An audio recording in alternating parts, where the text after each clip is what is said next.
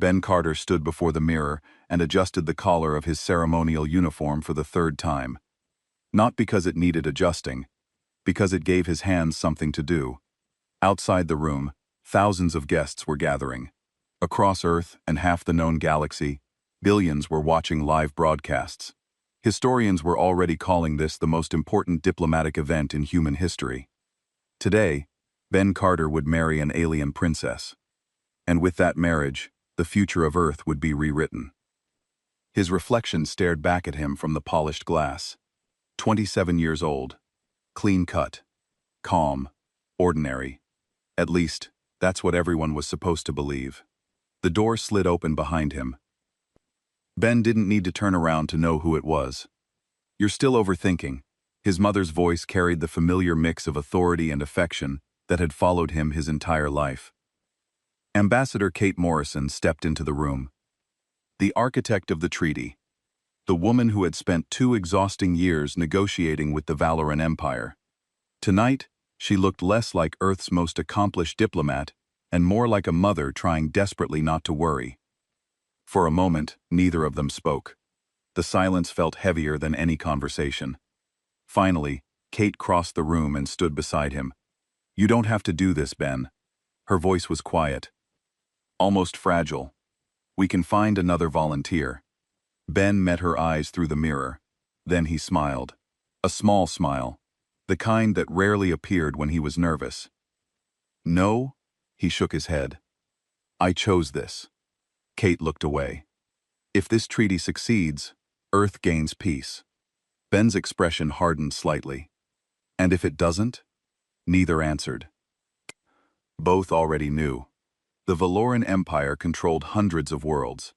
Their fleets could erase civilizations. Officially, this marriage was a symbol of friendship.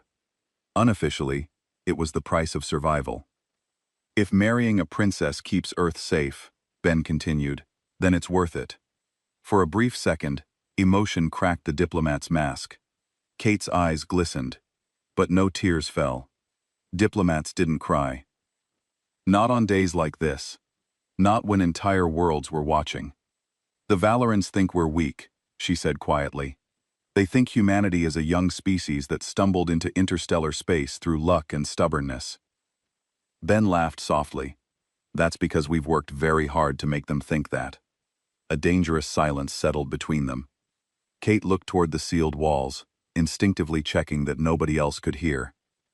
There were things neither of them could say aloud. Not here. Not anywhere inside the palace. The program. The hidden fleets. The secrets buried beneath centuries of careful diplomacy. The galaxy believed humanity was harmless. A convenient little species from an insignificant world. And for the moment, humanity intended to keep it that way. Ben straightened his uniform one final time. Outside, the music of the royal ceremony began to echo through the corridors. The wedding was about to start. Across the stars, billions expected to witness the union of a human diplomat and a powerful alien princess. What none of them realized was that this marriage wasn't just a political alliance. It was the moment 2 civilizations unknowingly stepped onto a path that would change the balance of power in the entire galaxy, where Valoran listening devices probably hid in every wall. The wedding would take place in the Grand Hall of Valoria Prime, the capital planet of an empire that stretched across 300 star systems. Earth controlled only one. The math was simple. Humanity needed allies, or at least needed to avoid enemies. Ben walked through the palace corridors toward the ceremony. Valoran guards lined the walls, tall and elegant with their silver skin and triple-jointed limbs. They looked at him with barely hidden contempt. To them, he was short and thick and clumsy. His species had only discovered faster-than-light travel 15 years ago.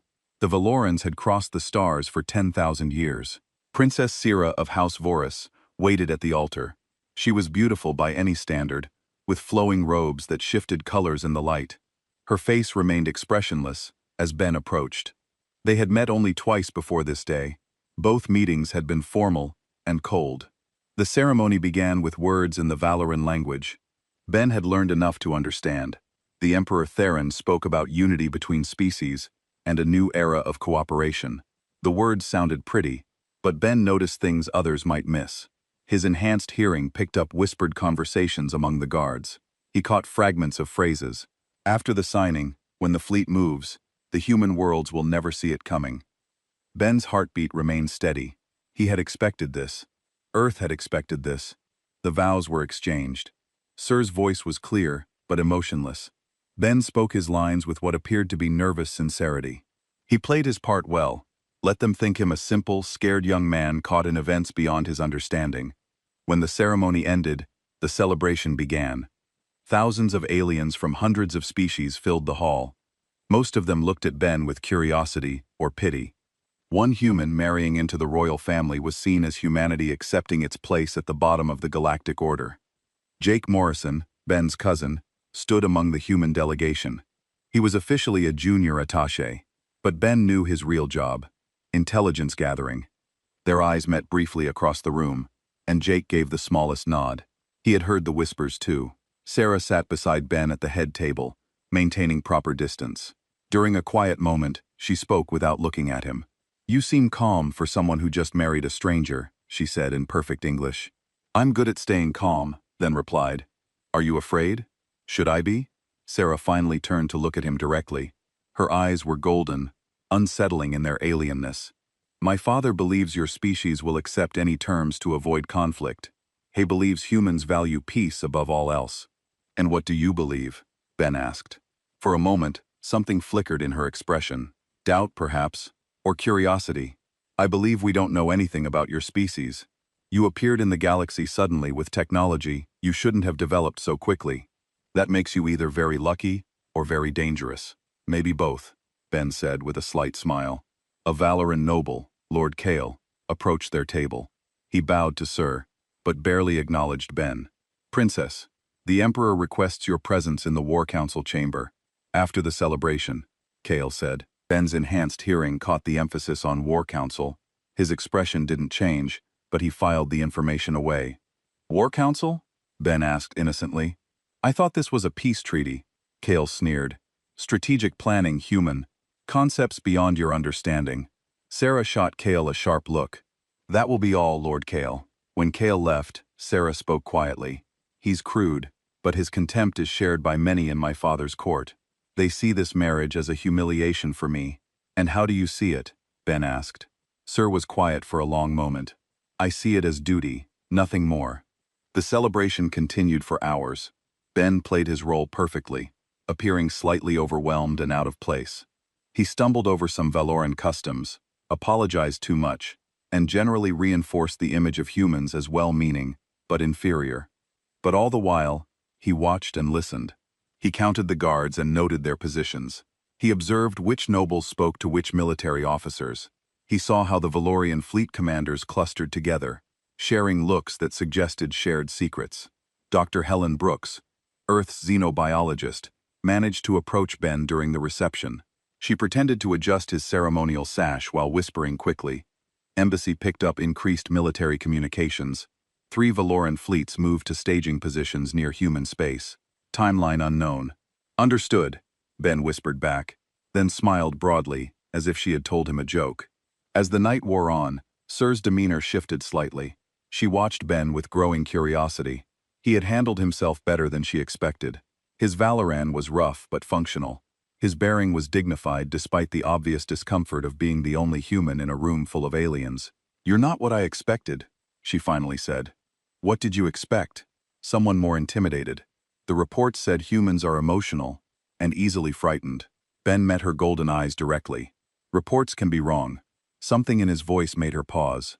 For just a second, she saw something beneath his careful mask. Something that made her wonder if her father's intelligence on humans was as complete as everyone believed. The celebration finally ended near midnight Valoran time. Ben and Sir were escorted to the royal wing of the palace where their chambers waited. By tradition, they would share quarters.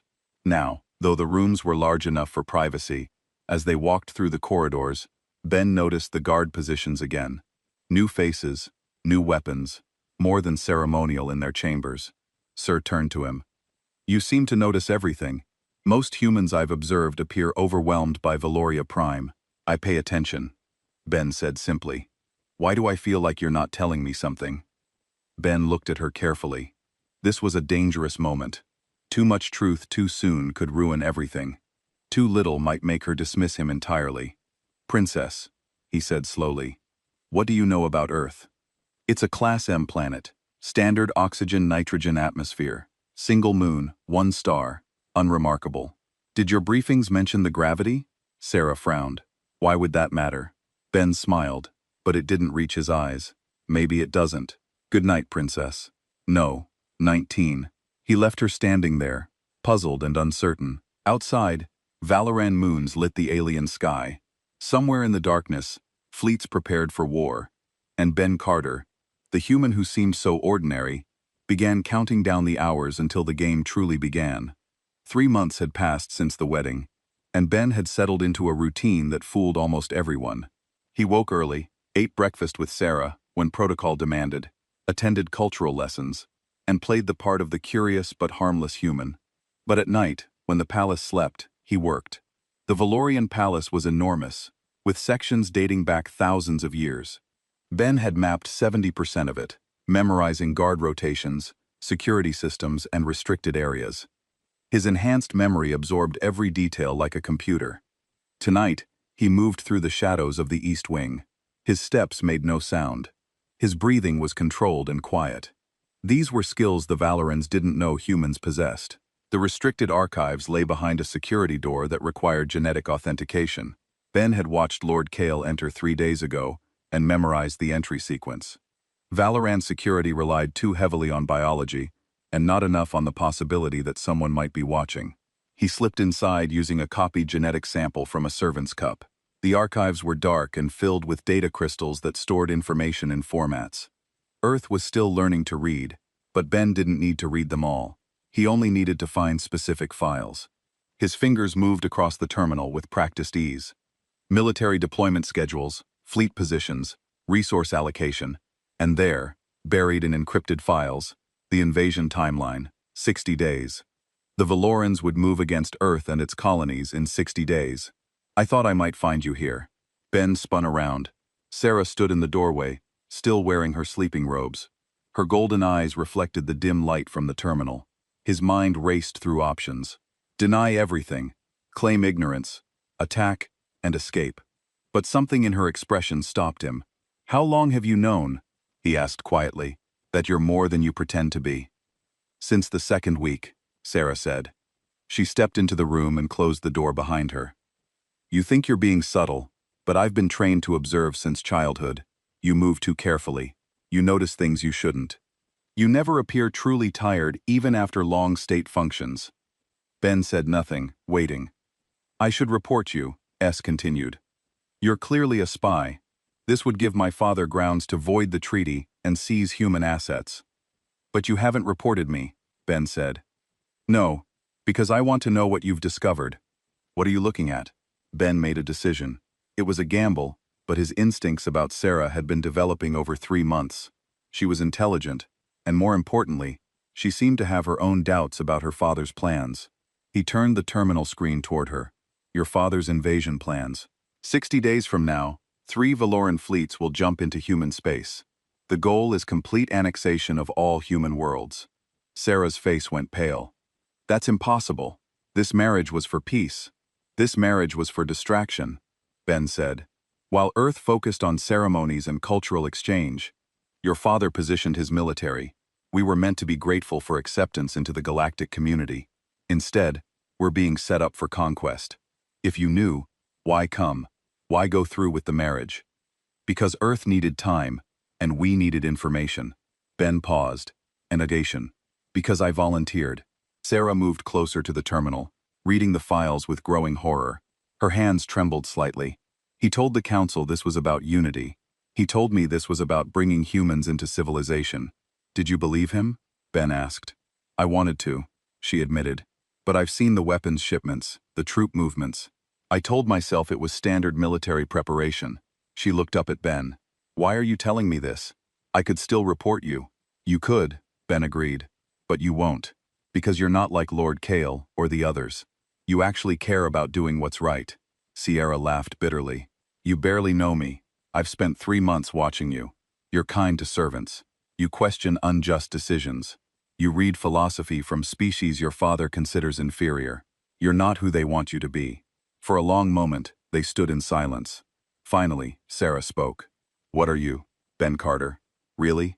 Ben took a breath. This was the moment of complete truth, or complete deception. He chose truth. I'm from a program Earth started 20 years ago, after our first contact with other species. We realized that humans evolved differently than most galactic species.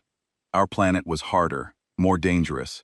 We had to be stronger, faster, more adaptable, just to survive. What do you mean?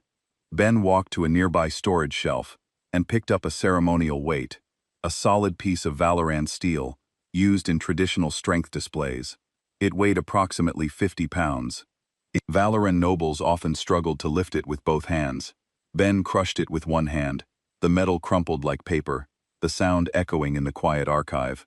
Sir took a step back, her eyes wide. That's impossible, she whispered. For Valorans, yes. Your people evolved on a peaceful world with 0.6 gravity. Everything about your biology is optimized for your environment. Beautiful, efficient, civilized. Ben set down the crushed metal. Humans evolved on a world where everything was trying to kill us. Higher gravity, extreme weather, predators that hunted in packs, diseases that killed millions. We developed redundant systems, explosive strength, endurance that seems impossible to species from gentler worlds. How strong are you compared to Valorans? 3 to 4 times stronger, faster reflexes, better pattern recognition, higher pain tolerance. Our bones are denser, our healing is faster. We can survive injuries that would kill most species. Sarah sank into a nearby chair, processing this information. And your government created a program to enhance these traits. To optimize them, Ben corrected. Everything I can do is within human capability. We just learned to push the limits. Your father's intelligence knows humans are different, but they don't understand how different. They think our technology is our only advantage. Why hide it? Because fear makes people irrational. If the galaxy knew what humans could really do, they'd unite against us. But if they underestimate us, Ben trailed off. You can prepare, Sarah finished. You can be ready for the attack. We've been ready since the treaty negotiations began. Earth's military has been preparing for this exact scenario. We just needed to know when and where. Sarah stood up suddenly. I need to think. This is too much. I understand, Ben said. But I need to know if you're going to report me. She looked at him for a long moment. You trusted me with the truth. I don't know why, but you did. So no, I won't report you. Not yet. But Ben, if your people fight back, many Valorans will die. If your father attacks, many humans will die. Ben countered. I don't want war, but I won't let my species be conquered because we seemed weak. Sir nodded slowly and left the archive without another word. Ben waited 10 minutes before leaving himself. He moved through the palace corridors with new urgency. Everything had changed. Sir knew the truth, or at least part of it. She could still betray him, but his instincts said she wouldn't. He reached the communications room reserved for the human embassy staff. Amy Chen, officially listed as a cultural liaison, sat at the encrypted terminal. About time, she said.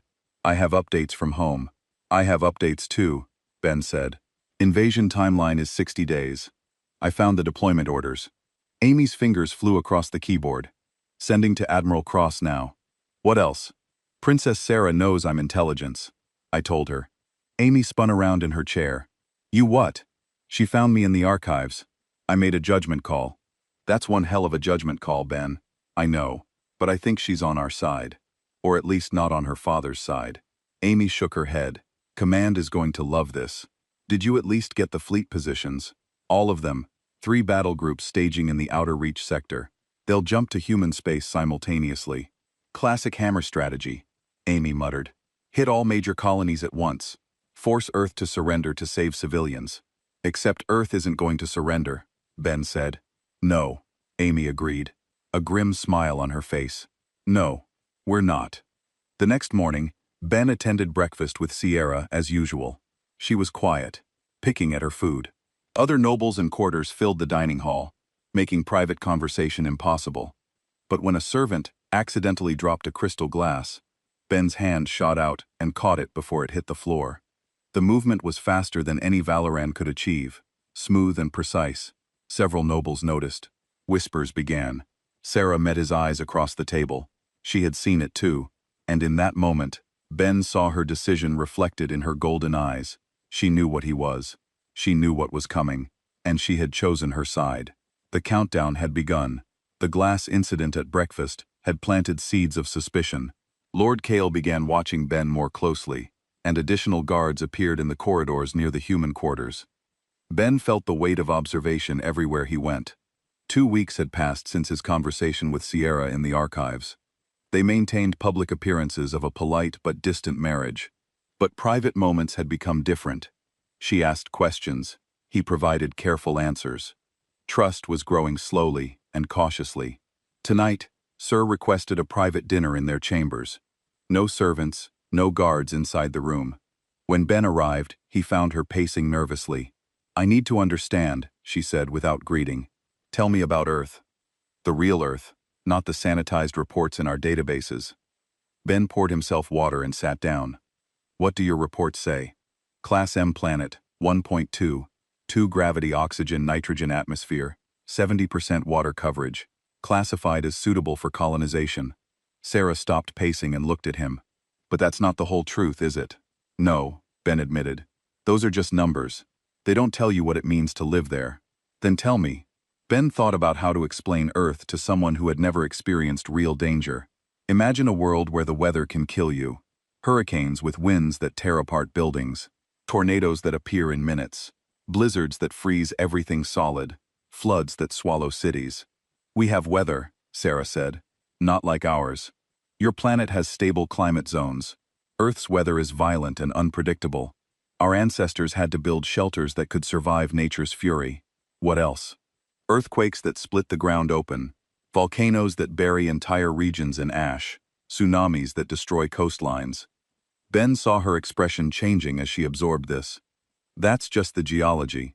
Then there are the life forms, other animals, predators." Ben corrected species that evolved to hunt and kill. "On Earth, you're either predator or prey. Humans survived by becoming both. We learned to hunt animals larger and stronger than us. We learned to avoid animals faster and more deadly than us. We developed tools and intelligence because our bodies alone weren't enough." Sarah sat down slowly. "And the diseases, bacteria, and viruses that can kill in days. Our immune systems are constantly at war with microscopic invaders. Every human alive today is descended from people who survived plagues that killed millions. We carry that survival in our genes. This is why you're stronger." Sarah said, "Your gravity is twice ours. 1.2 times. Ben corrected. "But yes, every human child grows up pushing against more force than most galactic species ever experience. Our bones and muscles adapt. What seems like superhuman strength to you is just normal for us." "Show me," Sarah said suddenly. "Show me what you can really do." Ben hesitated. "That's dangerous. I need to see. I need to understand what my father is planning to attack." Ben stood up and moved to the center of the room. "Valoran combat training emphasizes grace and precision. Correct?" "Yes. Economy of movement. Minimal energy expenditure. Human combat is different. We call it controlled aggression." Ben's demeanor shifted. His relaxed posture became something else. Something coiled and ready. "Watch." He moved to Sir's eyes. Ben simply vanished from one position and appeared in another. He crossed the room in less than a second. His movement a blur. Then he demonstrated strikes against the air, each one accompanied by a sharp sound as his fist broke the sound barrier. He stopped suddenly, breathing only slightly elevated. "That's about 60% of my maximum speed. Full combat speed would be dangerous in a confined space." Sarah's hands gripped the arms of her chair. "That's not possible. Our physicists said human reflexes are only marginally faster than ours. Your physicists measured civilian humans doing reaction tests. They didn't measure combat-trained humans with adrenaline in their system." Ben walked back to his seat. "When humans are threatened, our bodies release chemicals that increase our strength, speed, and pain tolerance. It's called an adrenaline response. For a short time, we can perform far beyond our normal capabilities. All humans can do this, to varying degrees. Yes, I'm trained and enhanced. But any human in real danger becomes more dangerous themselves. It's evolution." Fight or flight response. Most species have flight, humans have fight. Sarah was silent for a long moment. When she spoke, her voice was quiet. If my father attacks Earth, his fleets won't be fighting civilians, will they? No. Earth's military is fully trained and prepared, and we've had 15 years to study galactic technology and adapt it to human capabilities. How many would die on both sides?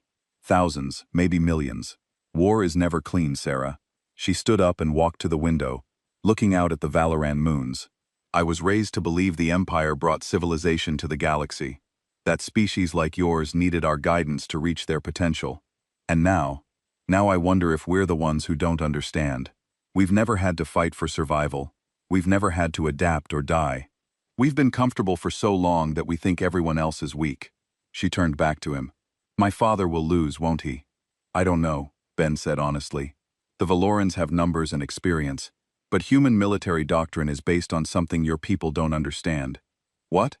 We accept that some of us will die. We plan for acceptable losses.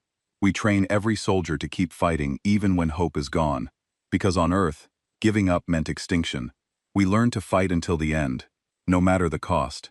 Sarah's face went pale. That's horrifying. That's survival, Ben countered. I'm not proud of it, but I won't apologize for my species refusing to die quietly. A sudden alarm shattered the moment. Red lights flashed in the corridors outside. Ben's enhanced hearing picked up running feet and shouted commands. What's happening? Sarah asked. Ben moved to the door, listening. The door burst open. Lord Kale stood there with 6 guards, all armed. Step away from the Princess Human. What is this? Sir demanded. We found your spy equipment, Princess.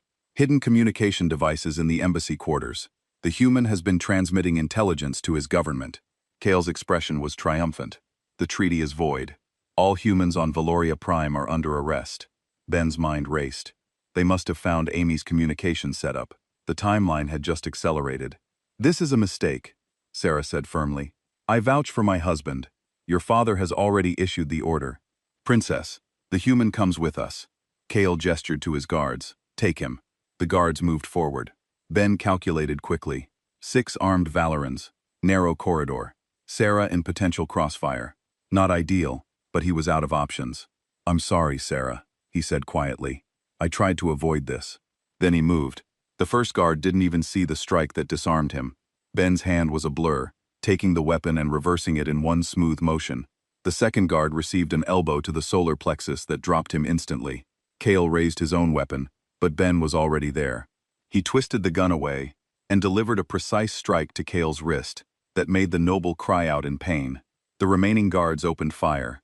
Ben dove, rolled, and came up behind them. 3 quick strikes, perfectly placed. Not lethal, but incapacitating. The entire fight lasted less than 10 seconds. Ben stood among the fallen guards, breathing calmly. Kale stared at him in shock and fear. How? That's impossible. Nothing is impossible, Ben said. You just didn't understand what you were fighting. More guards appeared at the corridor entrance. Ben grabbed Sir's hand. We need to go now. Where? The human embassy. It's the only safe place left on this planet. They ran. Ben pulled Sarah along, his strength easily compensating for the speed difference between them. Behind them, alarms continued to blare. More guards joined the pursuit. Ben led them through sections of the palace he had mapped in his nighttime explorations. He avoided main corridors using servant passages and maintenance tunnels. His enhanced memory recalled every turn, every door, every security camera position.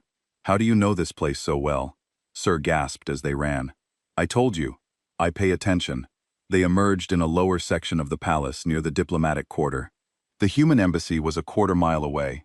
Ben could see it, but the path was blocked by 24 Valoran soldiers. There's too many, Sarah said. Not for me, Ben replied. He turned to her. Stay behind me. Don't interfere no matter what you see. He ran toward the soldiers at full combat speed. To them, he appeared as a blur. His first strike disarmed 3 soldiers before they could fire. His second disabled 5 more. He moved like water, flowing around their attacks, his enhanced reflexes making their movements seem slow and predictable. One brave soldier managed to fire his weapon. The energy bolt caught Ben in the shoulder. Pain flared, but his body's redundant systems kicked in. He kept moving, kept fighting. Within 30 seconds, all 24 soldiers lay on the ground, unconscious or groaning in pain. Sir stared at the scene, her face a mixture of awe and horror. Ben's shoulder was bleeding, but he barely seemed to notice. "Let's go," he said. They ran the final distance to the embassy. The doors opened immediately, and human security pulled them inside. The moment they crossed the threshold, Earth territory, by galactic law, relative safety returned. Admiral Nathan Cross appeared on the embassy's main view screen, his face grim. "Agent Carter, report. Cover blown. Invasion timeline compromised. Request immediate extraction granted. Defense fleet is jumping to Valoria Prime orbit in 10 minutes. Hold your position." Ben turned to Sarah, who stood trembling in the middle of the embassy lobby. "I'm sorry. This isn't how I wanted things to end." "End?" she asked. "This is only the beginning. My father will see this as an act of war." "Your father was already planning war. This just accelerated his timeline." Outside, they could hear Valoran troops surrounding the embassy, but they couldn't enter. Not without starting a galactic incident. Ben touched his wounded shoulder and looked at the blood on his hand. Then he looked at Sierra and saw something in her eyes he hadn't seen before. "You chose to run with me," he said quietly. "That means you're a traitor to your people now." "No," Sarah said firmly. "I chose truth over lies. My father is the traitor, betraying the peace we promised." On the view screen, Admiral Cross spoke again. "Carter, prepare for extraction, and be advised, Protocol Death World is now active. The galaxy is about to learn what happens when you threaten Earth." Ben nodded.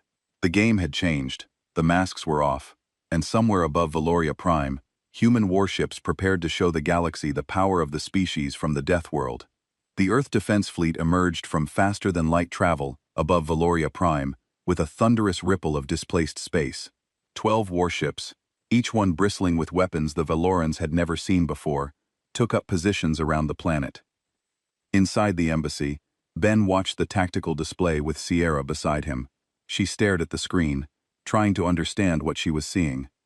"Those ships are smaller than our battle cruisers," she said.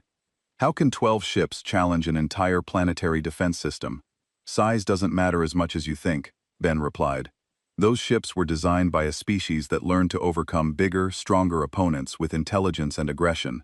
On the view screen, Admiral Nathan Cross addressed the Valoran government directly. His message was broadcast across every communication channel on the planet. "This is Admiral Cross of the Earth Defense Fleet. Emperor Theron, your military has surrounded our embassy and threatened our citizens. You have violated the treaty you signed. Stand down immediately, or face the consequences." Emperor Theron's response appeared moments later. His face showed rage and contempt. "You dare threaten the Valorian Empire with your tiny fleet. You are surrounded by 300 defense platforms and 2 full battle groups. Surrender now, and I may show mercy to your pathetic species." Admiral Cross smiled. It wasn't a friendly expression. "Emperor, you've made a critical error. You assumed human technology development followed a predictable path. You were wrong. All ships demonstrate Protocol Death World. Phase 1. The human warships moved in perfect coordination. They accelerated to speeds that made Valoran sensors struggle to track them. The ships maneuvered with aggressive precision, spinning and rolling in patterns no Valoran ship could match. "Impossible," Sarah whispered. "No crew could survive those acceleration forces."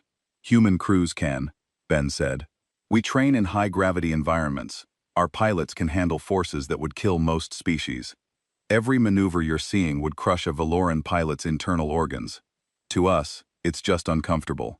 The Valoran defense platforms opened fire. Energy beams lanced through space, trying to target the fast-moving Earth ships. Every shot missed. The human vessels moved like predators, seeming to anticipate where the attacks would be before they were fired. "How?" Sarah asked. "Pattern recognition. Humans evolved to track fast-moving prey and avoid fast-moving predators. Our brains process movement and trajectory instinctively. Your defense systems follow logical firing solutions. Our ships know how to break those patterns." One Earth warship, the Defiant, broke from formation and accelerated toward a cluster of defense platforms. Sierra expected it to fire energy weapons. Instead, something different happened. "Kinetic strike incoming." Captain Ryan Foster's voice came over the embassy speakers. "Target Defense Platform Cluster 7. Impact in 3, 2, 1. A solid projectile accelerated to a significant fraction of light speed struck the defense platforms. The impact released energy equivalent to a small nuclear weapon. 3 platforms simply ceased to exist, torn apart by the sheer physics of the collision. Sir gasped.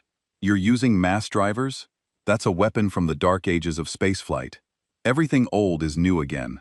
Ben said energy shields can deflect energy weapons, but simple physics. A solid object moving fast enough will destroy anything in its path. We just made mass drivers better than anyone thought possible. The Valoran battle groups moved to intercept. Massive cruisers, each one 5 times the size of the Earth ships, advanced with confidence. Their commanders had fought hundreds of battles. They knew how to handle inferior forces, but they had never fought humans before. The Earth ships scattered, each one taking a different vector. The Valoran ships tried to follow, but their movements were slower, more cautious. They maneuvered like they were participating in a formal dance. The human ships moved like wolves hunting. Captain Foster's ship dove beneath a Valoran cruiser, so close that the shields nearly touched. Then it fired. Nuclear fusion missiles, dozens of them, slammed into the cruiser's weaker underside. The Valoran ship's shields held for 3 seconds before collapsing. The cruiser's hull breached, and emergency systems began shutting down sections to prevent total loss. "You're using nuclear weapons in ship-to-ship combat?" Sarah's voice was shaky. "That's insane. The radiation alone." "Human ships are shielded against radiation. We evolved on a planet bathed in cosmic rays and solar radiation. We know how to protect against it." Ben pointed to another part of the tactical display. "Watch this." 3 Earth ships coordinated their attack on a Valoran battleship. They came from different angles, simultaneously firing different weapons, kinetic strikes from above, missiles from the sides, and something new. Energy beams that seemed to twist space itself. "What is that last weapon?" Sir asked. "Gravity manipulation. We took Valoran faster than light technology and weaponized it. Those beams create localized gravity wells that tear ships apart from the inside." The Valoran battleship's hull buckled and collapsed as the gravity weapon did its work. The ship broke in half, its crew evacuating in emergency pods. Inside the palace war room, Emperor Theron watched his forces being systematically dismantled. Commander Zeke stood beside him, his expression showing the shock that the Emperor refused to reveal. "How is this possible?" Theron demanded. "Our intelligence said human ships were inferior. Our intelligence was wrong." "Excellency," Zeke said quietly, "the humans have been hiding their true capabilities. Everything we thought we knew about them was deliberate deception. Then we use overwhelming numbers. Order all 3 invasion fleets to jump to this location. We'll crush them with sheer force." "Excellency, that will leave our other territories undefended. Do it in the Sol system. Earth's defense grid activated." General Lisa Hayes stood in the command center, watching as her forces prepared for the real battle. "Valoran fleet inbound," her tactical officer reported. 3 battle groups, approximately 200 ships total. Arrival in 60 seconds. "All ships, battle positions," Hayes ordered calmly. "Remember your training." These ships are bigger and more numerous, but their crews have never fought for survival. Show them what that means. The Valoran fleets emerged near Jupiter, their formation perfect and imposing. 200 warships, the pride of an empire that had never known defeat. They faced 40 Earth ships. The numbers seemed impossible. The Valorans should have won easily, but Earth's defenders had advantages. The Valorans couldn't comprehend. Every human pilot had trained in scenarios where they were outnumbered. Every human ship captain had studied historical battles, where smaller forces defeated larger ones, through tactics and determination. Every human soldier knew that retreat wasn't an option, because Earth itself was behind them. The battle began. Earth ships moved with controlled chaos. Refusing to form predictable patterns, they used the gravity wells of Jupiter and its moons to slingshot around obstacles and gain speed. They fired and moved, never staying in one position long enough to be targeted effectively. The Valoran forces tried to maintain formation discipline, but human tactics were designed to break formations, missiles that split into multiple warheads, each one independently targeting. Kinetic strikes that forced ships to scatter. Gravity weapons that disrupted the precise positioning Valoran doctrine required. And when Valoran ships closed for what they thought would be easy kills, human crews proved something terrifying. They didn't avoid damage, they accepted it as part of combat. Earth ships took hits that would make other species retreat for repairs. Human damage control teams worked through radiation and fire, making repairs while still fighting. Injured crew members stayed at their stations until they physically couldn't continue. It was a level of determination that shocked the Valoran commanders. Dr. Alex Turner's voice came over the command frequency. General Hayes deploying the neural disruptors now. A dozen small drones launched from Earth ships. They looked insignificant, but they carried technology that would change the battle. The drones emitted a specific frequency, designed to interfere with Valoran neural patterns. It didn't harm them, but it caused confusion and disorientation. Valoran crews suddenly found themselves unable to focus, their coordinated movements falling apart. "That's biological warfare," Commander Zix shouted as his fleet's cohesion collapsed. "No," General Hayes responded over an open channel. "Biological warfare would kill you. This just makes you uncomfortable. There's a difference." The Valoran fleet began to retreat. Ships that moments before had advanced with confidence now fell back in disorder. Some captains tried to maintain the fight, but their crews were too disoriented to be effective. In 30 minutes, the battle was effectively over. The Valorans had lost 60 ships with dozens more damaged. Earth had lost 7 ships with 20 damaged, but still combat capable. The numbers shouldn't have worked, but they did. Back on Valoria Prime, Emperor Throne sat in stunned silence as reports came in. His 3 invasion fleets had been defeated, his planetary defenses were in ruins, and the human ships still orbited his world like patient predators. Admiral Cross's message came through again. "Emperor Thoron, your forces have been neutralized. You have a choice. Surrender now and face galactic justice for treaty violations, or continue fighting and watch your empire crumble. Choose wisely."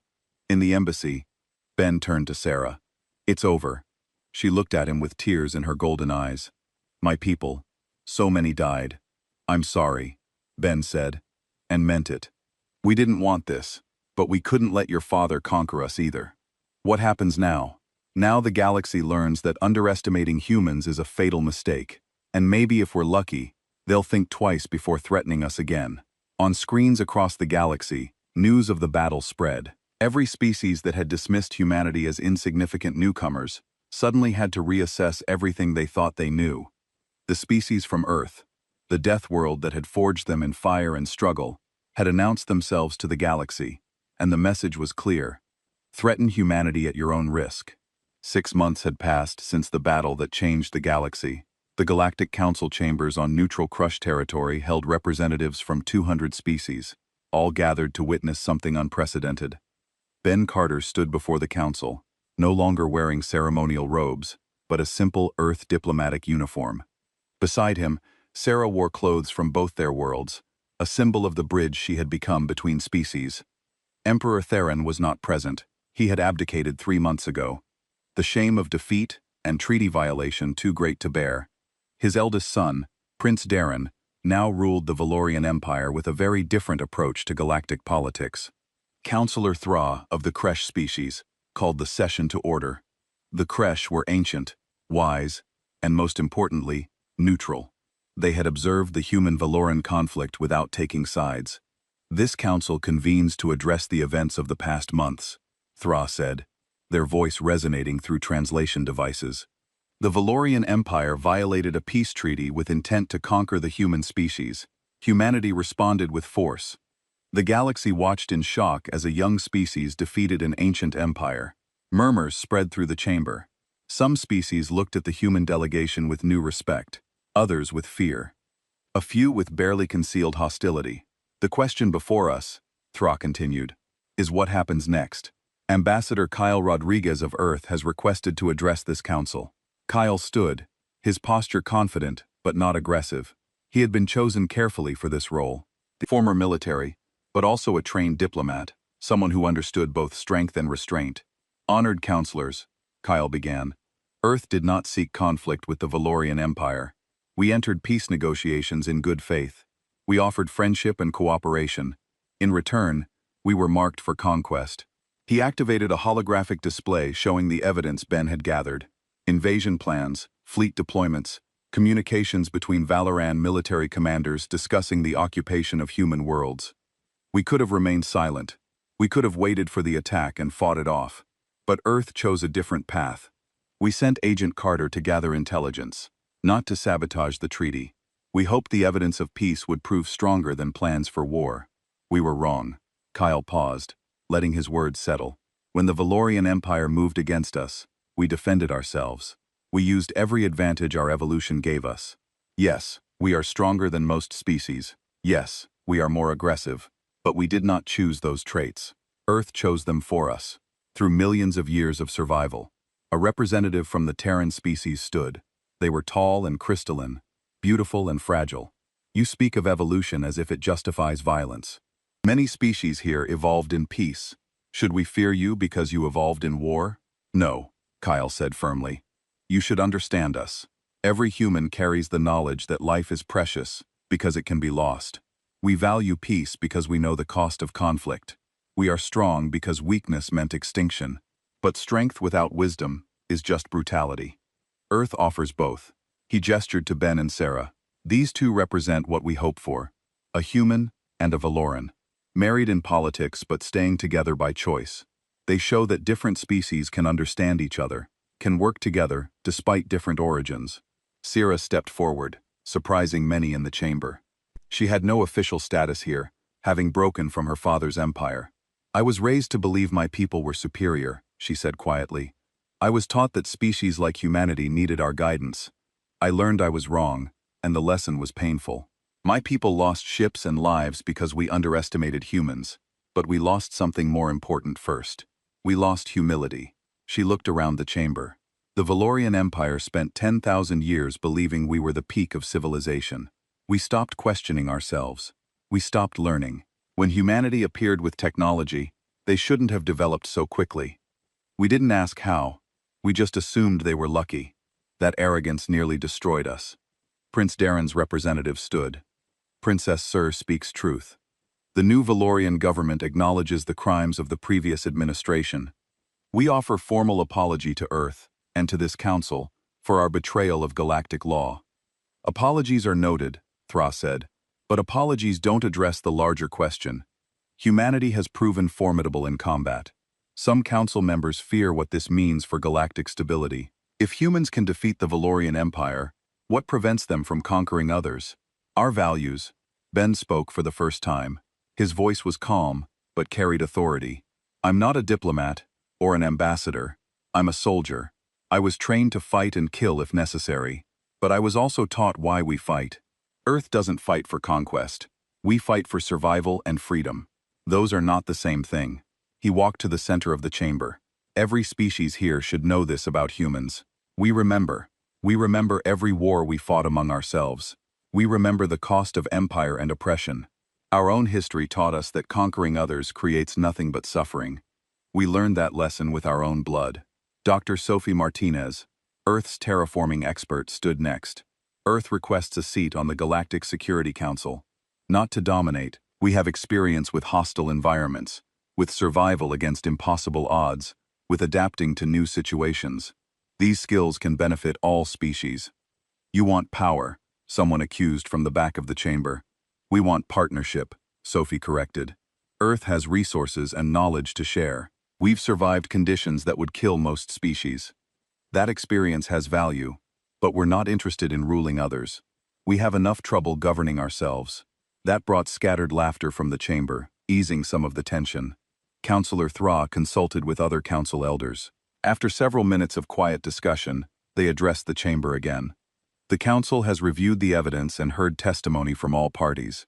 We make the following rulings. First, the Valorian Empire is found guilty of treaty violation and planning unprovoked aggression. They will pay reparations to Earth and face restrictions on military expansion for 10 years. Second, Earth's response is deemed appropriate self-defense under galactic law. Third, Earth is granted a seat on the Galactic Security Council. Effective immediately, the chamber erupted in discussion. Some species applauded, others protested, but the decision was made. However, Thra continued, silencing the room, Earth must also accept responsibility. Your combat capabilities were deliberately hidden during first contact protocols. This deception, while legal, has created fear among other species. Earth must be transparent about your abilities going forward. Kyle nodded. Earth accepts this condition. We will provide full documentation of human physical capabilities and military capacity to all council members. Transparency builds trust. The session concluded with formal agreements being drafted. As the chamber emptied, various species approached the Earth delegation. Some offered congratulations. Others asked questions about potential trade agreements or cultural exchanges. A few species, notably the peaceful Miran and the scientific Quellan, specifically sought partnerships with Earth. They saw humanity's unique perspective as valuable rather than threatening. Later that evening, Ben and Sir stood on a balcony overlooking the Kresh capital. The city glowed with bioluminescent architecture, beautiful and unlike anything on Earth or Valoria Prime. "What happens to us now?" Sir asked. "I can't return to my homeworld. I'm seen as a traitor there." "You're not a traitor. You chose truth over lies," Ben said. He took her hand. "And you're welcome on Earth. My mother has already offered you a position in the diplomatic corps. Your knowledge of Valoran culture and your courage in standing against your father make you valuable. Will I always be seen as the princess who betrayed her people? Some will see you that way. Others will see you as the princess who chose peace over pride. History will judge, but I know which side I'm on." Sir leaned against him, finding comfort in his solid presence. "Your world terrifies me. The gravity, the weather, the dangerous animals. How do you live there without constant fear?" "The same way you live anywhere. You adapt, you learn, you find beauty in the struggle." Ben smiled. "And you're stronger than you think. You survived the truth about your father and your empire. You survived choosing me over your own people. Earth's challenges are physical. You've already faced harder emotional challenges." "Tell me about it," Sarah said. "About Earth. The real Earth. Not the statistics." Ben thought about his home. "There's a place called the Grand Canyon, a massive gorge carved by water over millions of years. Standing at the edge makes you feel tiny. It reminds you that Earth has been here much longer than humanity, and will be here long after we're gone. That keeps us humble." "Tell me more." "There are oceans so deep we still haven't explored all of them. Mountains so tall they pierce the clouds. Forests where trees have lived for thousands of years. Deserts where nothing grows, but life still finds a way. Earth is beautiful and terrible and amazing. It made us what we are." "I want to see it," Sarah said. "I want to understand where you come from. Then we'll go together." Then paused. The council session went better than expected. Most species are willing to give Earth a chance, because they're afraid of you. Maybe at first, but fear can become respect if we prove ourselves trustworthy. That's the real test now. Not winning a war, but winning the peace. 3 months later, Ben and Srath arrived on Earth. Sira experienced her first sunset over an ocean, felt the weight of 1.22 gravity pulling at her, and tasted rain for the first time. Everything was harder, heavier, and more intense than her homeworld. But she also saw why humans were the way they were. She watched a hurricane from safety and understood why they built strong. She saw mountains and understood why they climbed higher. She felt Earth's pull and understood why they pushed harder. Kate Morrison welcomed them to Earth's diplomatic headquarters in New York. The city amazed Sarah with its vertical growth and constant motion. "This is humanity," Kate said, gesturing to the crowded streets. "Millions of people, all different, all trying to survive and thrive together. We don't always succeed. We argue and compete, and sometimes fight, but we keep trying to build something better. It's chaotic," Sira observed. "Yes, but in that chaos is creativity and innovation. Controlled chaos. Like your husband demonstrated in combat, we use our nature rather than fight against it." The Earth delegation to the Galactic Council grew to include representatives from all continents and cultures. They didn't present a unified human culture, because no such thing existed. Instead, they showed diversity, debate, and the strength that came from many perspectives. Other species began to understand that humanity's power came not just from physical abilities, but from their approach to problems. Humans tried things other species considered impossible. They combined technology in unexpected ways. They borrowed ideas from everyone and adapted them to new purposes. Within a year, human-designed hybrid ships combined Valoran efficiency with human resilience. Human doctors worked with Krush biologists to develop treatments for diseases affecting multiple species. Human engineers collaborated with Quellan scientists on terraforming projects.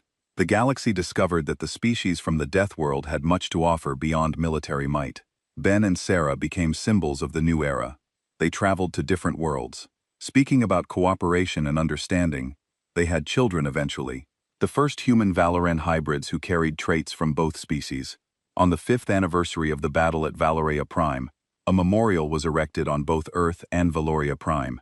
It honored the dead from both sides and carried a simple message in multiple languages. From conflict comes understanding. From understanding comes peace. From peace comes prosperity.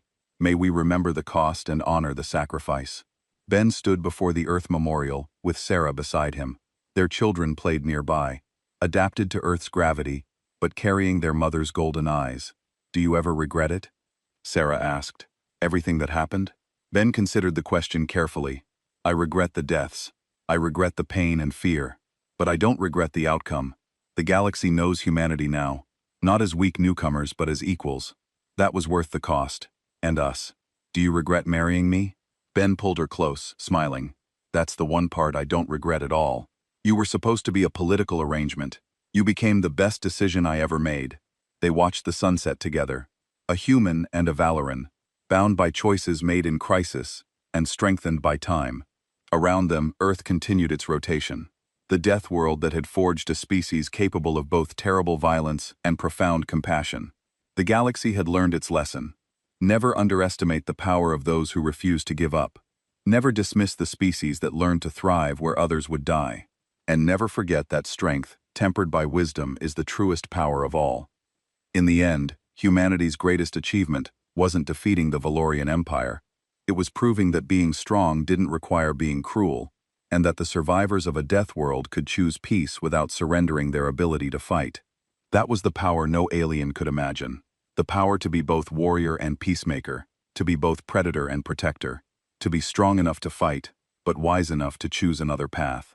That was humanity's gift to the galaxy, and the galaxy slowly but surely learned to accept